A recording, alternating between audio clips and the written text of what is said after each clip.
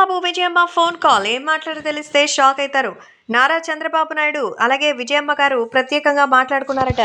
Vijayamma phone చేసి తెలుగుదేశం పార్టీలోకి రావడం గురించి ప్రత్యేకంగా ఆయనతో కమ్యూనికేట్ చేసినట్టుగా అయితే తెలుస్తోంది.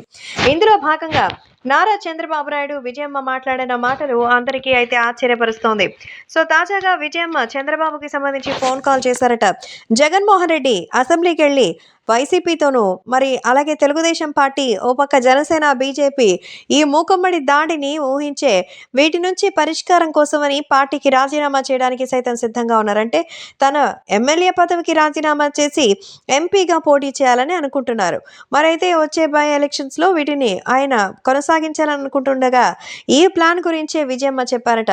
అందుకే షర్మిల కూడా కాంగ్రెస్ పార్టీలో ఉంటే జరిగేది లేదని, అందుకే ఇప్పుడు టీడీపీలోకి తను రావాలనుకుంటోందని, మరి తెలుగుదేశం పార్టీ తరపున తనకు ఒక మంచి పదవి ఉంటే ఖచ్చితంగా ఫైట్ చేయడానికి బాగుంటుందని విజయమ్మ చెప్పారట.